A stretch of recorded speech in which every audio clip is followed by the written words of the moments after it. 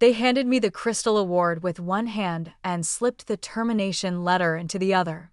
That moment, bathed in stage lights and artificial applause, didn't come out of nowhere. It was choreographed, precise, and if I'd paid attention sooner, I might have seen it coming. But the thing about betrayal is, it rarely shouts. It whispers.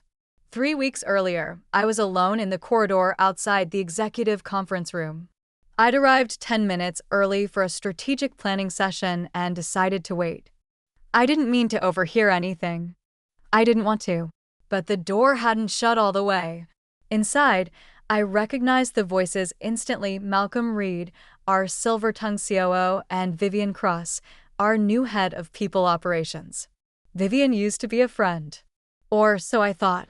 Years ago, I'd helped her transition from a mid-level recruiter to a trusted voice in upper management. I taught her how to read a boardroom, how to lead with both facts and intuition. Now her voice was low, calculated. She thinks just because she closed Svanta, she can rewrite how this company works. Malcolm's chuckle followed, sharp, like broken glass. She's a brilliant implement, he said, but leaders, they make people feel safe. Isabella makes people nervous. Vivian added, we have a brand to protect. We can't build it around someone like her. Silence. Then, we'll give her the award. Let her have her night. And then we move forward. Cleanly. I didn't breathe. I didn't blink. I just stood there frozen outside the door like a ghost haunting her own house. In that moment, something shifted. I'd always known corporate politics were real. I just never expected them to be carved so precisely into the space behind my back. Inside that room, they were cutting me out of the story I'd written. Back at my desk, I stared out the floor-to-ceiling windows of Elixis Global's 33rd floor. The city looked small from here. Manageable. Contained. Like it could fit into my hand. I'd poured 11 years into this company. I'd watched it rise, fall, and nearly drown. And when it mattered most, I built the platform that brought it back to life. The deal with Svanta hadn't been luck. It was strategy. Sweat. Sleepless nights. But none of that mattered. Apparently, not to them. I didn't cry. I didn't storm into that room. I sat still. And in that stillness, a quiet knowing crept in. They were going to cut me out. And if that was their plan, I needed a better one. Hope is a dangerous thing in corporate life. It doesn't shout. It hums quietly, insistently, beneath the buzz of fluorescent lights and calendar alerts. After what I overheard outside that boardroom, I should have packed up and walked. But I didn't, because the very next day, Svanta called. We're in, the voice on the other end said. It was Morgan Levant, their chief innovation officer. We've reviewed the proposal, $800 million over 5 years. Energy analytics, infrastructure modernization, carbon offset tracking, the whole suite. My heart skipped. She continued. But there's one condition. You lead it, Isabella. Personally. I froze. You mean, as an oversee the team? No, she said. We want you. The deal's tied to your leadership. If you're not steering, we're not signing. It wasn't just a win. It was validation. Everything I'd poured into that platform, the late nights rewriting architecture, the client research, the on-site simulations, had been recognized.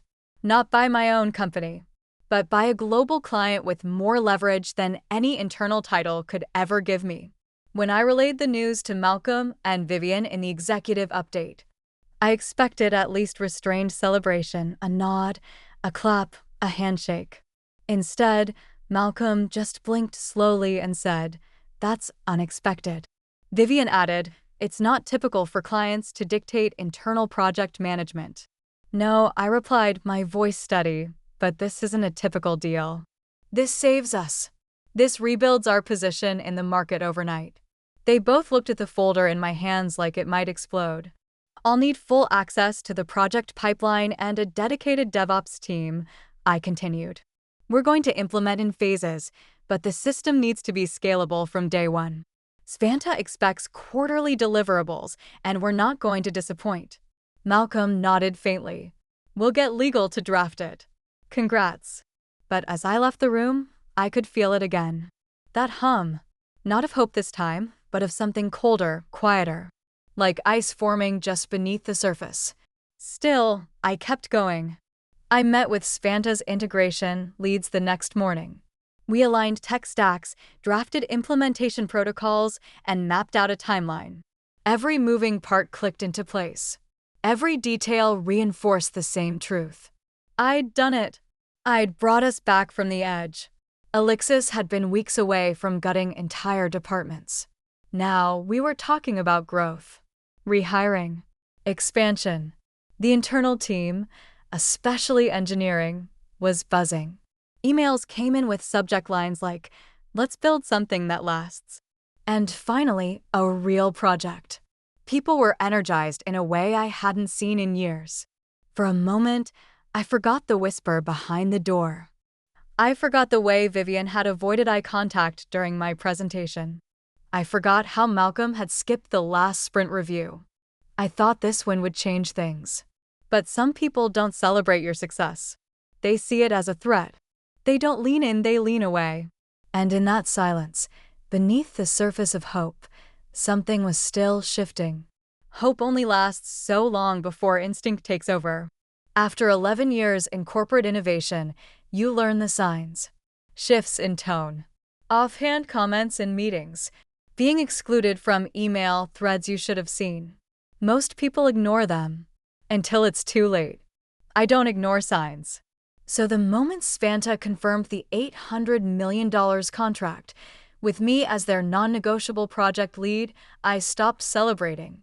And I started building. Not out of paranoia. Out of pattern recognition. I knew Malcolm and Vivian wouldn't let it stand. I just didn't know when they'd make their move. So I made mine first. It began with an old laptop. Not company-issued. Not traceable. One I kept from my freelance days, stored in a climate-sealed case inside a file cabinet labeled Vendor Legal Archives. I hadn't used it in years. But when it powered on and the screen lit up, I knew I still had time. The machine was clean. No Elixis software. No IT surveillance tools. I rerouted the network through a private VPN I'd maintained on the side for years. Encrypted everything through a double-layered AES key, and got to work. I wasn't cloning the platform I built for Elixis. I was reimagining it. Everything they claimed as theirs had been constructed using internal tools and processes. This version? It used only my own codebase. Personal assets. Open-source libraries with clear, independent licensing. Nothing touched the Elixis ecosystem. Every late-night brainstorm I'd kept in my private Git folder. Every discarded prototype. Every functional diagram I wasn't allowed to submit because it was too advanced. I brought it all together in what would become the clean, proprietary foundation for my alternative system. I named it Project Aegis. In mythology, the Aegis was a shield, not a sword. And that's exactly what this was. Protection, not aggression. It wasn't designed to attack Elixis. It was built to protect me from them. Aegis wasn't just a mirrored version of the analytics engine. It was smarter, faster, and hidden deep inside was something more. A silent audit system. Every file accessed. Every unauthorized login attempt. Every download performed by someone outside the implementation team. Aegis would log it. Time, location, username, and intent tags based on file type and behavior patterns. By the end of the first week, I had 14 entries. By the second, 47. Most of them were Vivian. At first, she only pulled progress reports. Then, she started downloading raw usage data and model performance charts I hadn't sent her. They were preparing for something. I didn't know what. But Aegis was watching.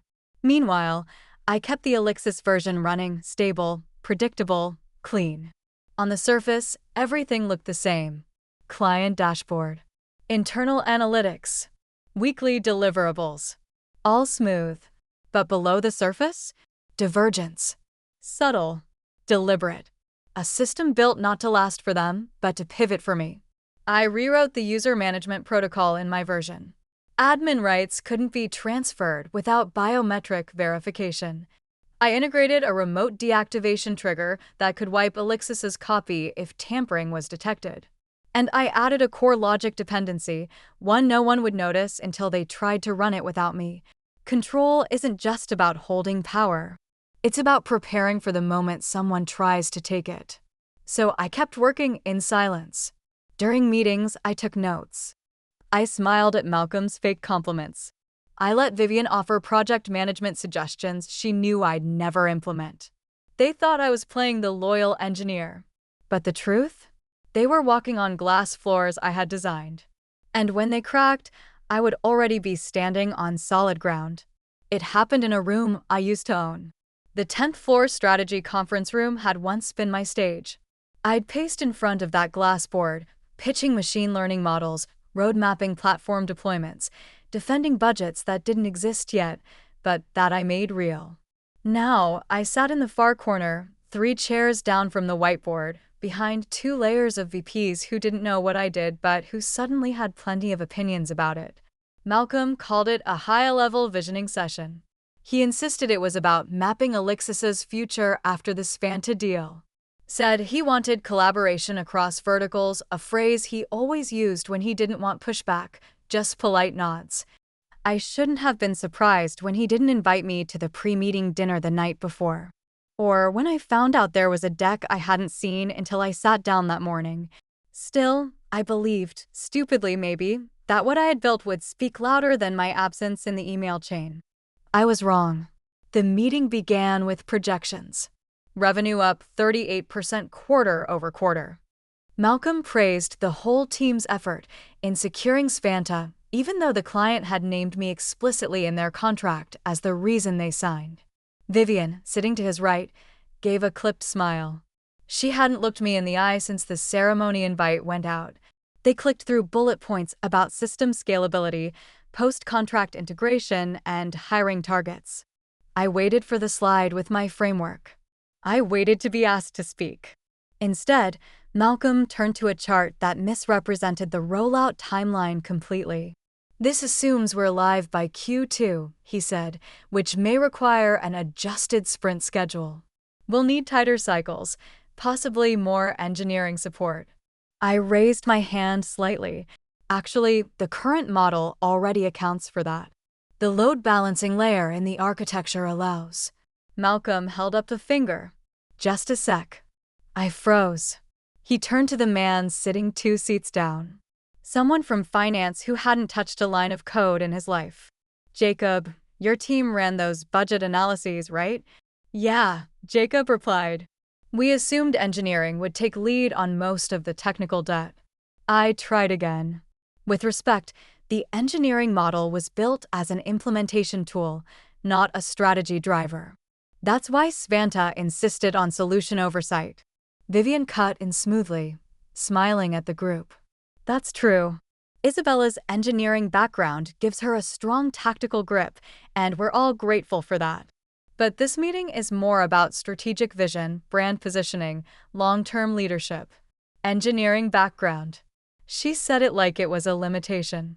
Like I was the wrench in the toolbox, useful, but not suited for the boardroom. Like I hadn't just architected the very thing that saved their quarterly earnings. No one blinked. No one spoke.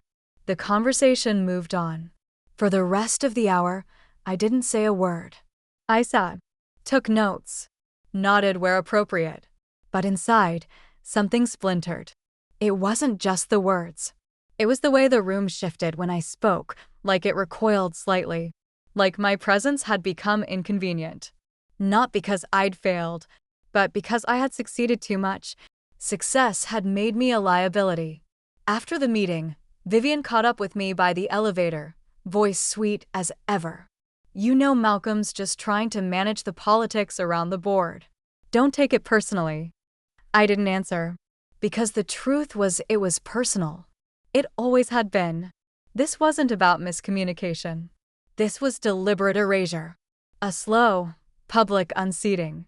A reminder that no matter how valuable I was to the company, I wasn't leadership material in their eyes. I had stepped out of place by being necessary. And now they were putting me back where they thought I belonged. The glass ceiling wasn't a metaphor in that moment. It was a polished, transparent surface I could see through, watching them all maneuver above me. And the worst part? They wanted me to stay silent. And grateful for the view. The office cafe used to be my safe place. It wasn't much, just a modest corner space with cracked tile and overworked baristas. But it held a certain rhythm, one I had come to rely on. My morning always started there, not because of the coffee itself, but because of who I met there. Almost every day at 8:20 in the morning. David Lynn. David had been my closest ally for years. We started at Elixis only weeks apart back when the company was still lean, scrappy, and full of ideas. While I built systems, he built bridges between product, sales, and people. He understood my silences and filled them with context. I covered for him during his paternity leave. He stayed up with me on Slack when I was rewriting back-end logic from scratch the night before a deadline. We always said, no matter how bad it gets, we meet for coffee. But that morning, the seat across from me stayed empty.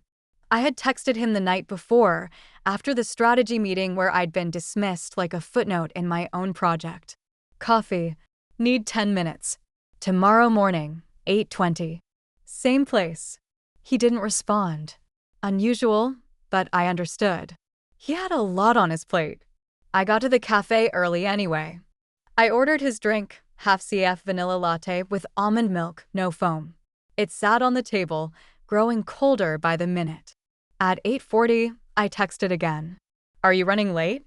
Nothing. At 8:50, I called. Straight to voicemail. By 9:10, the drink had started to sweat through the cardboard sleeve. So had I. I stood, tossed both cups in the trash, and tried to tell myself he must have been pulled into something urgent. Maybe a fire drill meeting. Maybe something unavoidable. But deep down, I already knew. The text came later that day. I'm sorry, Isabella. I just can't be seen taking sides right now. Things are shifting. You understand. No, I didn't. Or maybe I did, and that was worse. David wasn't just choosing silence. He was choosing safety, alignment, the path of least resistance. He was choosing them even if he couldn't say it out loud. That night, I sat in my car in the office garage long after the building had gone dark. I stared at the exit sign glowing dimly in the rearview mirror. A symbol, maybe a message. But I didn't move. I thought about all the rooms I had helped shape, the dashboards I designed, the team structures I'd fought for, the junior hires I mentored through imposter syndrome and burnout. I thought about the Friday pizza nights I organized when no one had budget but we needed morale. This company had been my blueprint. But now I felt like a ghost walking through a house that remembered me differently than I remembered it. Even the little things had changed.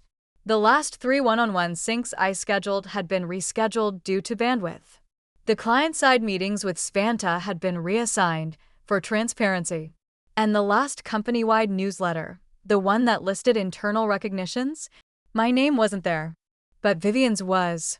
Along with a congratulatory note for collaborative leadership during platform expansion. Collaborative. The word tasted bitter. That week, I realized I wasn't just being sidelined. I was being erased quietly, efficiently, as if someone was running a cleanup script in the background of a machine I had built. And the worst part? People I trusted were watching it happen and doing nothing. David's absence hit harder than any formal memo or policy shift. It was personal. It was proof that even the strongest connections can be severed by fear. I walked back into the office the next day and passed him in the hallway. He nodded. I nodded back. Neither of us said a word. That's when I understood. I was no longer one of them. I was on my own. And from that moment forward, I started acting like it. Betrayal doesn't always announce itself. Sometimes it lands silently, neatly formatted, and politely worded at the bottom of your inbox. It was a Tuesday afternoon. Quiet, except for the faint hum of fluorescent lights and the rhythmic tapping of keys around me. I had just wrapped up a technical walkthrough with Spanta's data science team. Their VP ended the call with, "We're in good hands, Isabella. Honestly, you've raised the bar for all our vendors." I smiled, muted the call, and leaned back for a breath I thought I'd earned. That's when I saw it. Subject line: Final NDA plus transition plan. Attachment: Marshall_offboarding_2025_D1.pdf. At first, I thought it was a mistake. I hadn't submitted any resignation paperwork. I wasn't offboarding anyone. And it came to my personal inbox, not the company address. Still, curiosity nudged me. I clicked. The document opened with cold precision. It was a termination packet. Addressed to me. Signed final. Stamped with a date 4 days before the company's awards ceremony. The same one where I had stood on stage, holding a trophy, smiling like I had a future here. The first line read, "Thank you for your contributions. Elixis Global has decided to move in a new direction." My pulse slowed, not quickened. Slowed, like my body didn't want to believe what it was seeing. I scrolled. A standard non-disparagement clause. A handover checklist. A polite suggestion that I remain cooperative and constructive in the transition period. Severance offer. 2 months' pay. Nothing extraordinary. Nothing personal. Except for one thing. Drafted by Vivian Cross. Reviewed and approved by Malcolm Reed. My hand tightened around the mouse. A quiet heat flushed up my neck. Vivian. She wasn't just complicit. She wrote it. I stared at her name in that footer for a long time, like I could burn it off the page just by looking. This wasn't an end-of-quarter adjustment. Or a legal formality. This had been planned, executed, and hidden. And while I'd been building the most important platform of my career, while I'd been saving their company, they'd already processed my exit. Worse? They dressed it up with an award and applause. Like that would soften the blade. I walked out of my office and made my way to HR. Not to confront anyone, at least not yet. I needed clarity. I needed to know if this was official or some administrative error. A voice called after me. "Isabella." I turned. It was Carrera, a junior HR associate. She looked pale, rattled. She held a folder in one hand and a clipboard in the other. "I'm so sorry," she blurted. "I was uploading the Q3 offboarding packages to the archive, and I think I emailed yours by mistake. I didn't realize it hadn't gone out officially." My heart thudded once. Quiet. Final. "So, it's real." She winced. "It was supposed to be confidential. Vivian asked me to keep it internal until after the rollout plan." I didn't mean to." "It's fine," I said, though nothing felt fine. "Thank you for being honest." Carrera looked like she might cry, but I didn't comfort her. Not because I was angry at her, because I couldn't afford to waste my strength on someone else's guilt. I walked slowly back to my office, closed the door, sat down, reopened the file. Every line screamed quiet betrayal. Not rage. Not dramatic declarations. Just erasure sealed in legal language and company tone. And they thought I'd accept it. They thought I'd smile and nod and exit gracefully while they kept the credit. While they repackaged my work. While they slid my name off every document and replaced it with someone safer. Vivian had shaken my hand the night I got the award. Told me I was an inspiration to future leadership. And yet, she'd signed my exit before that handshake ever happened. I didn't scream. I didn't throw anything. But a part of me went very, very still. Because this wasn't just betrayal. It was strategy. And if they were going to play it like a game, then I'd play too. Only I wouldn't be following their rules. I'd be rewriting them. I didn't call them out of anger. I called them because the numbers made sense. The morning after I read my own NDA, the world outside my window looked unchanged. Same skyline. Same schedule. Same polished corridor outside my office where people still smiled and nodded as they passed, like they didn't know I'd already been cut from the cast. But something inside me had shifted. There's a kind of calm that settles over you when the war is already underway. And you realize no one's coming to save you. That's when you stop pleading. You start preparing. I opened a spreadsheet, pulled up the data I'd archived, client growth trajectories, contract renewal patterns, trust metrics. The platform I'd built wasn't just a product. It was a bridge between clients and performance, between metrics and intuition. And it wasn't bound to Elixis. Not unless I let it be. So I looked for the company that wouldn't just use what I'd built, but understand it. The name had come up once, in a late-night conversation 2 years earlier. Back when Elixis was on the verge of losing a mid-size clean energy client named Ordo. We let them go. Said they weren't scalable enough. Malcolm called them a distraction. Ordo left. 6 months later, their CTO co-founded a boutique strategy firm in Boston. They called it Navax. At the time, no one paid attention. Too small. Too quiet. Now, they were being mentioned on procurement shortlists, industry newsletters, mid-tier government contracts. The kind of firm that grew while no one was looking and suddenly became a contender. I opened their website. Clean. Sharp. Built on conviction. Their leadership page caught my eye. Leah Morton, former CTO of Ordo. The same woman Malcolm once referred to as a mid-level operator with an inflated ego. Apparently, her ego had built a 22-person consultancy with clients in 3 countries. I stared at her face for a moment. Familiar. Distant. Unexpectedly studying. Then I clicked contact. I didn't go through their form. I bypassed the admin email and called the direct line listed at the bottom of the press section. I wasn't in the mood to wait. 3 rings. Then, Leah speaking. Her voice was exactly as I remembered, measured, professional, with an undercurrent of "don't waste my time." "It's Isabella Marshall," I said. A pause. Well, that's a name I didn't expect to hear again. "I'm not calling as Elixis," I said. "I'm calling for something else. I have a framework. I built one. They're using it, but they won't own it for long. It's modular, clean, fully compliant. And it's yours if you're ready." Silence again. "I take it things have changed." "You could say that," I said.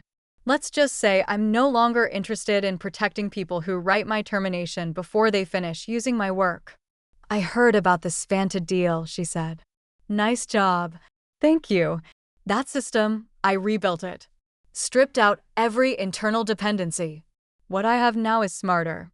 Smaller. Deployable tomorrow." She didn't say no. She didn't say yes. She said, "Send me a non-binding overview and a 20-minute roadmap deck. Tomorrow. Noon. If it's real, I'll get my team in a room." I nodded like she could see me. "You'll have it by 10. I hung up. No adrenaline. No thrill. Just the quiet snap of a gear clicking into place. I didn't pace. I didn't punch the air. I didn't scream. Instead, I turned back to my laptop. I reopened the Aegis architecture, added new deployment protocols, adjusted load balancing specs to fit smaller teams. Then I opened a new folder. Navac_transition_v1. For the rest of the day, I worked. Not for Elixis. Not for revenge. For the version of me who refused to be defined by who gave her a badge and who took it away. Vivian and Malcolm thought they were writing my end. They didn't realize I was already writing my next beginning. There's a reason I always wrote my own contracts. At least the first drafts. It started as a habit. A holdover from years of working as a freelancer before I joined Elixis.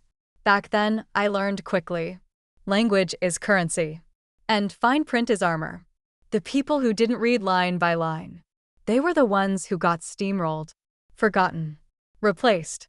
So when it came time to finalize the Spanta deal, I insisted on reviewing the full legal language myself. Every clause. Every subbullet. Every footnote. Malcolm had rolled his eyes and waved it off like it was micromanaging. Vivian, who had looped in legal, said, "We'll let the lawyers handle the details." But I didn't trust their lawyers. Not when my name and my work were on the line. And deep down, I already knew what they were planning. I'd read between the lines of their compliments. I'd seen the quiet nods of exclusion. They didn't see me as a leader. They saw me as a tool. Useful, only until the job was done. That's why I wrote Clause 17b. On the surface, it looked routine.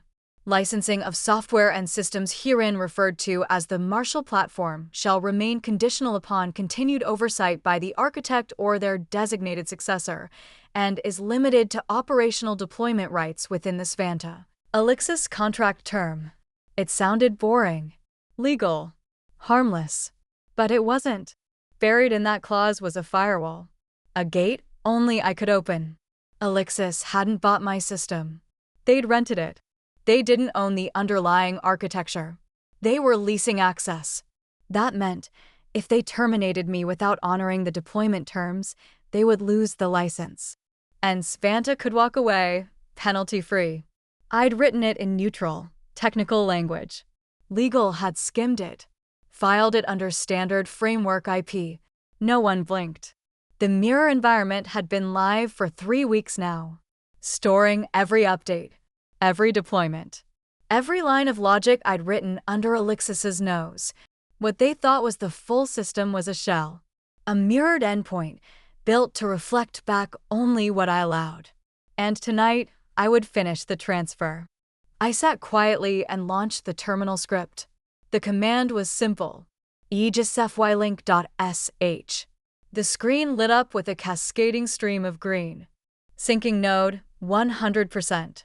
Migrating analytics layer, complete. Extracting core modules, complete. Disconnecting redundant hooks, success. Local instance override, engaged. Deploying message. I was never yours. Blink. Message deleted.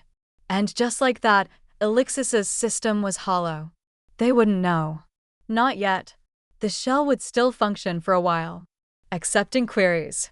Generating dashboards. Returning pre-programmed outputs. But without the core logic modules and the live feedback layer, it would rot from the inside out. Within days, Svanta's data science team would notice the inconsistencies. Then legal. Then the board. By the time they connected the dots, I'd be somewhere else entirely. I powered down my machine, sat back, closed my eyes. There was no triumph in the moment. No rage. Just stillness. The kind you feel when you've finished something irreversible. I thought I'd feel heavier. But instead, I felt light. As if I'd been carrying a weight I hadn't noticed, until it was finally set down. In the quiet, I thought about what had led me here. Not just Malcolm. Not just Vivian. Not just the politics or the betrayal. But the way the system treated builders like me. People who solve. Who innovate. Who create. As tools, not minds. As means to an end. Never the end itself. I had been the architect of a billion-dollar turnaround, and still, they couldn't say my name in the same breath as leadership. So now I'd give them exactly what they wanted. A future without me. Only they didn't realize that future would arrive hollow, silent, and ready to collapse. At 11:04 in the evening, I poured a glass of wine, sat on my balcony, and looked out over the city. The skyline blinked with life, a circuit board of windows and motion. Somewhere in that city, Leah Morton was reading my integration roadmap, already lining up infrastructure. Morgan from Svanta would soon notice the subtle delay in Elixis's system and wonder why. And in a few short days, it would all unravel, with perfect precision. The storm was already coming. And I was calm, because unlike them, I wasn't afraid of starting over. I'd done it before. I'd do it again. But this time, I wouldn't be building something for someone else. This time, the system would be mine. From the outside, it looked like triumph. The ballroom at the Hyatt downtown had been transformed for the occasion. Blue and silver banners hung from the rafters. Uplights bounced off crystal centerpieces. Glasses of champagne lined white linen tables. A sleek screen above the stage rotated through buzzwords. Innovation. Vision. Leadership. Somewhere near the front, I could hear the MC practicing his lines over the mic. Spearheaded one of the most successful enterprise partnerships in Elixir's history. And me? I stood backstage. A small wireless mic already clipped to my collar. Hands clasped loosely in front. Expression calm, polished. Like every other executive being honored tonight. But I knew better. And so did Vivian. She appeared beside me like a shadow, holding a slim, ivory envelope in both hands. Sealed, unmarked. Her lipstick was perfect. Her smile, practiced.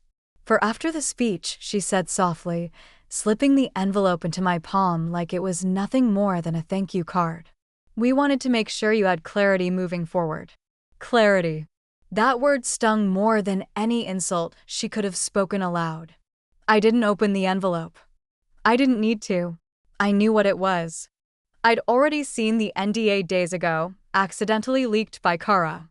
I'd read every sterile line. Signed by Vivian herself. Dated days before this celebration was even announced. This ceremony wasn't a send-off. It was a burial. Wrapped in lights and applause. Isabella Marshall. The announcer boomed through the sound system, voice buoyant. The architect behind this Fanta deal and the driving force behind our future. Applause rose like a wave. Loud. Immediate. I stepped onto the stage with the envelope still tucked in my hand. Blinding lights hit my face. Cameras flashed. Executives clapped from their tables. Why would they? No one expected the product to become the person. And that was their mistake. They thought I was just the engineer, the builder, replaceable. But the very foundation of the deal, its structure, its security, its logic ran through decisions only I could explain. That wasn't ego. It was fact. And I made sure the contract reflected that truth, even if they didn't see it. After my call with Leah from Navax, I reopened the contract and reread Clause 17b for the 100th time. It held. Clean. Ironclad. Not even Malcolm's manipulations or Vivian's rewrites could erase it without triggering a breach. And I knew, eventually, they'd try. I imagined the moment clearly. The boardroom scramble. The legal team digging through documents after Svanta expressed concern. The dawning horror on Malcolm's face when someone finally pointed to the clause and realized what it meant. It would be too late by then. That's the thing about power, the real kind. It doesn't scream. It whispers. Waits. Buries itself in the lines no one reads. Until it's already decided everything. But power needs patience and timing. So I didn't act immediately. I didn't flaunt the clause or wave it like a banner. Instead, I filed it in a folder labeled /compliance/shared_contracts/reviewed. I gave them everything they needed to succeed, and just enough rope to hang themselves when they tried to take credit for what they didn't understand. Then I did one more thing. I sent an email. Not to Malcolm. Not to Vivian. To Morgan Levant, Svanta's CIO. Subject line, follow-up oversight and continuity. Hi Morgan. As we move into implementation, just a brief note to reaffirm that deployment is proceeding under the licensing terms outlined in Clause 17b. As discussed, continuity of architectural oversight remains integral to system stability. Please don't hesitate to reach out if legal has any questions. Warm regards, Isabella. I didn't BCC anyone. I didn't flag it as urgent. I let it sit, quiet and official, in her inbox. A time-stamped reminder of what we'd agreed to, and what Elixir was now gambling against. Within 2 hours, Morgan replied. Thanks for the confirmation, Isabella. We're fully aligned. Please keep us informed of any shifts on your end. We're excited to move forward, especially with your continued leadership. I stared at that last sentence for a long moment. Continued leadership. They wanted me. Not just the system. Not just the data. And, because of that clause, they had every right to walk if I wasn't involved. Vivian and Malcolm hadn't read that far. Or maybe they had. But assumed the words were ornamental. Soft guardrails. flexible enough to be ignored or waived later. They were wrong. What they thought was decoration was design. And while they plotted behind closed doors, while they polished speeches and planned exits, I had already laid the tripwire. Now, all I had to do was wait for them to step on it. There's a strange kind of peace that settles in the hours before everything burns. Not panic, not fear. Something quieter, measured, as if your body already knows what's coming and has made its peace long before your mind catches up. That's what I felt the night before the spotlight. The calm before the engineered storm. The company was buzzing in anticipation. Tomorrow was the shareholder ceremony. Svanta executives would be present. Malcolm had prepared a speech.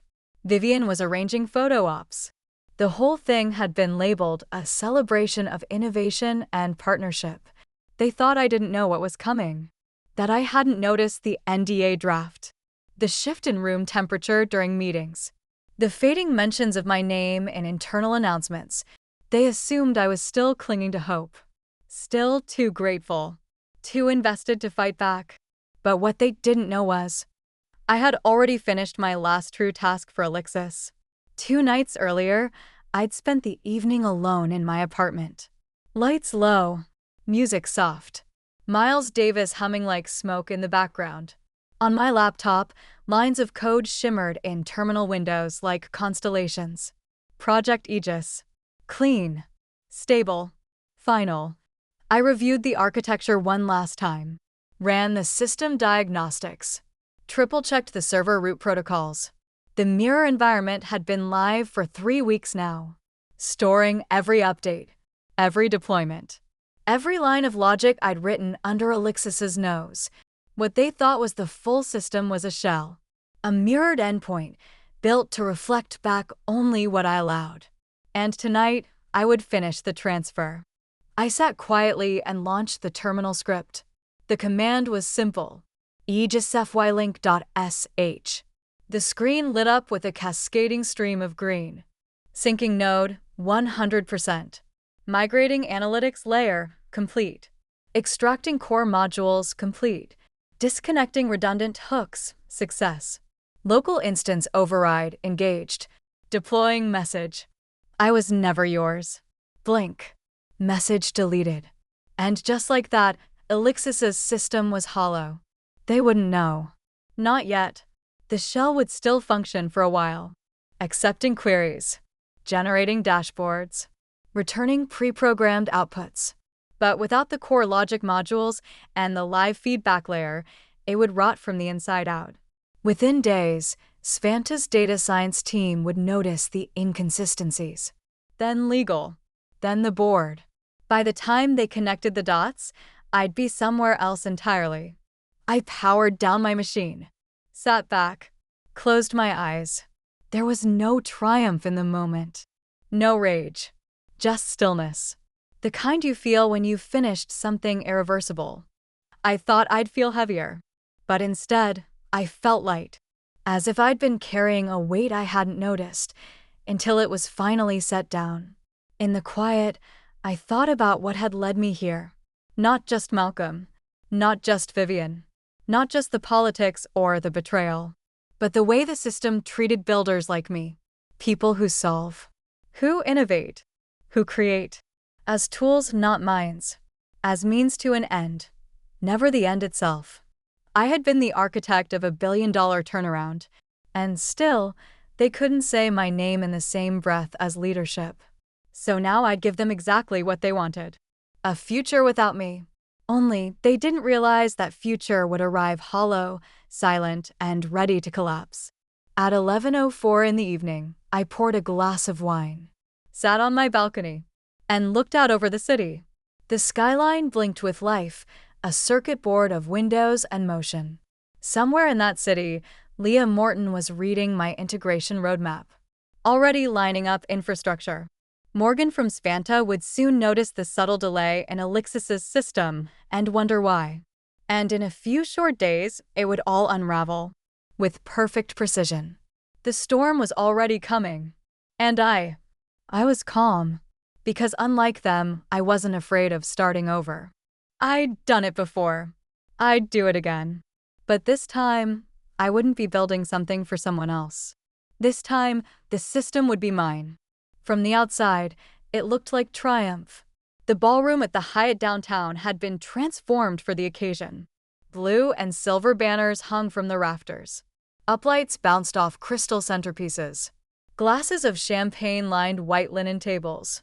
A sleek screen above the stage rotated through buzzwords. Innovation, vision, leadership. Somewhere near the front, I could hear the MC practicing his lines over the mic. Spearheaded one of the most successful enterprise partnerships in Elixir's history. And me? I stood backstage. A small wireless mic already clipped to my collar. Hands clasped loosely in front. Expression calm, polished. Like every other executive being honored tonight. But I knew better. And so did Vivian.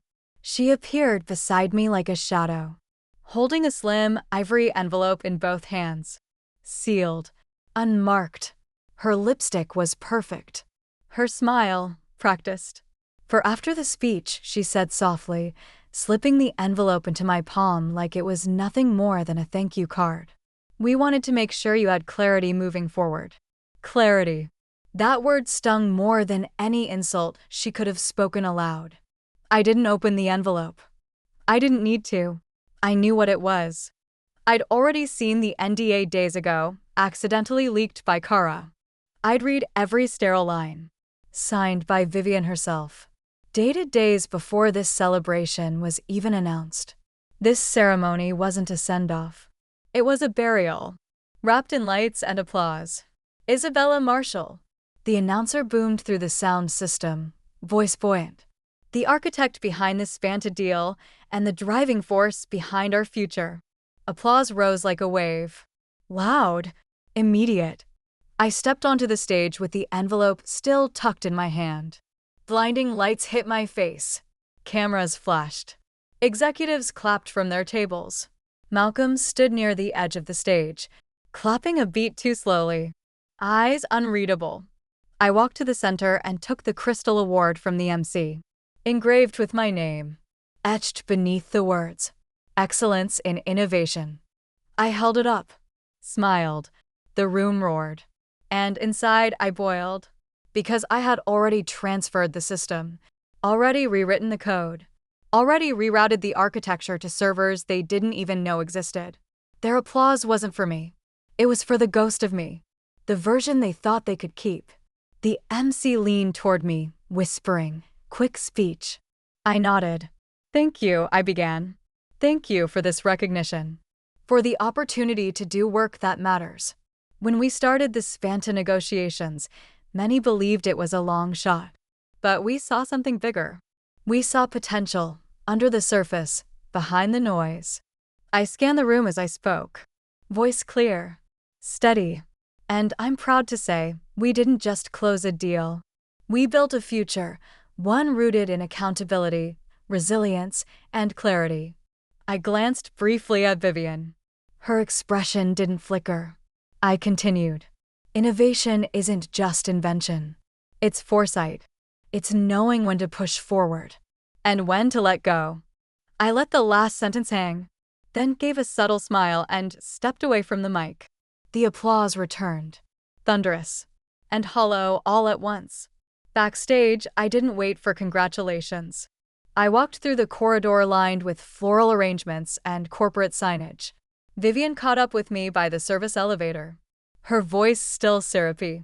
You handled that beautifully. I know, I said flatly. She looked down at the envelope still in my hand. I trust everything's clear now.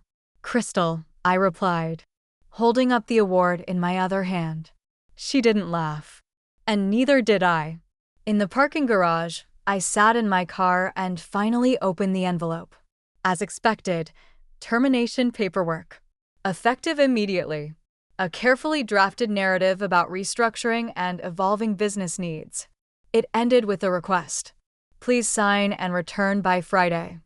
I set the envelope on the passenger seat and drove in silence. That night, I placed the award on the kitchen counter. It caught the light in soft angles, beautiful. Empty. like everything they'd promised. I opened my laptop, logged into the Aegis interface, and checked the logs. No unauthorized access. No alerts. No issues. They still didn't know. They wouldn't until it was too late. They celebrated me publicly because they didn't have the courage to confront me privately. They honored me with one hand while cutting me off with the other. But I had accepted their award with a smile, delivered the speech they wanted, worn the mask to the very end. And tomorrow, they would wake up to a system that no longer belonged to them. Because power doesn't always roar. Sometimes, it walks off the stage holding a trophy and leaves the trap behind. Destruction, when designed well, doesn't start with noise. It starts with a breach. That morning, I wasn't at Elixis. I was seated by a window at a cafe 5 blocks from the office. Hood up, headphones in, hands wrapped around a warm ceramic mug. On my screen was the Aegis dashboard, quietly pulsing green. Everything looked calm, and then at 10:07 a.m., it began. Trigger detected. Protocol echelon initialized. They'd finally tried it. The breach came from Elixis's main data server. Someone had attempted to duplicate the analytics framework, my framework. Likely under pressure from investors, someone in leadership gave the green light to bypass me entirely. They were going to copy the platform, rebrand it, and erase my footprint. But they didn't know what I'd left behind. Project Aegis wasn't just a mirror system.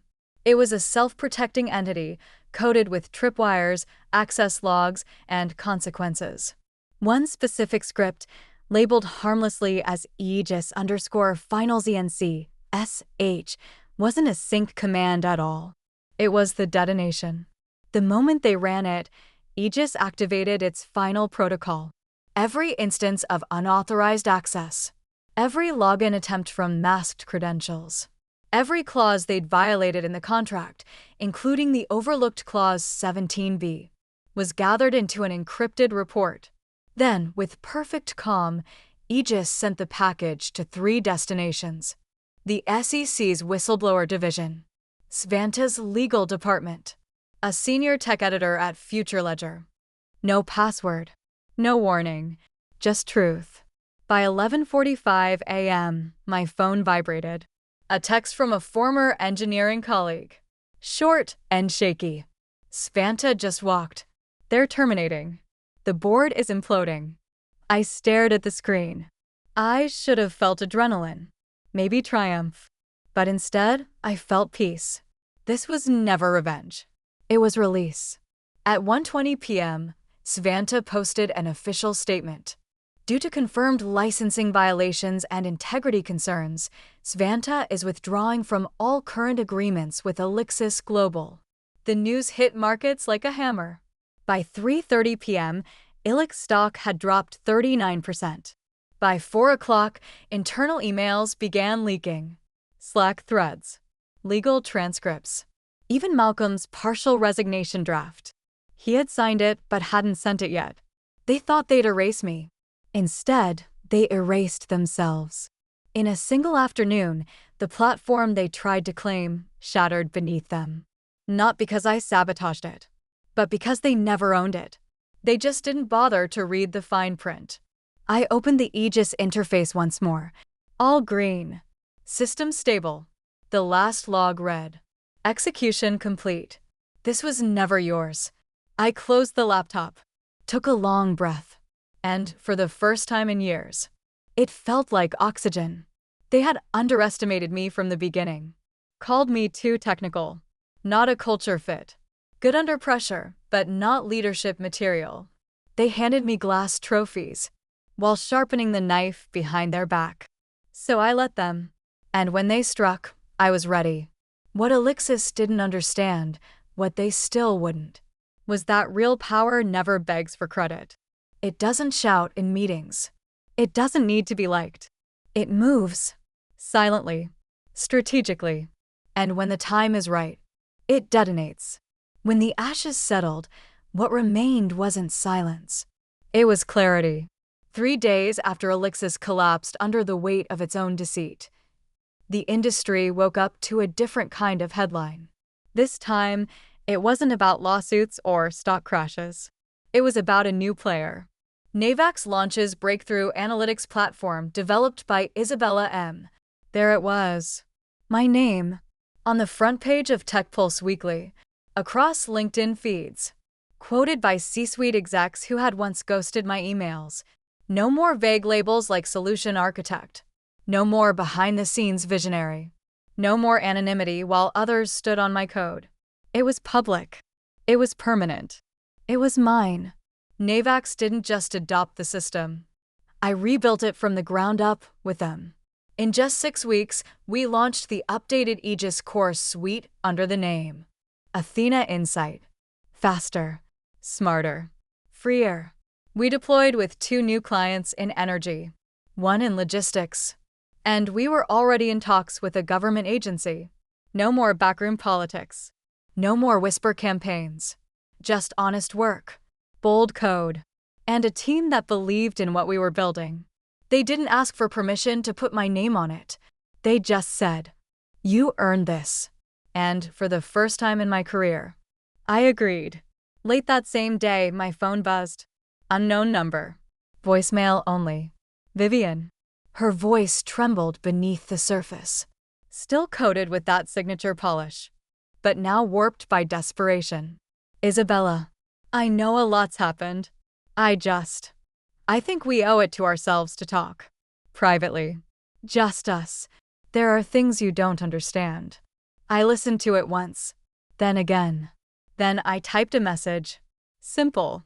Deliberate. Honest. I taught you loyalty. You taught me war. No send button. No anger.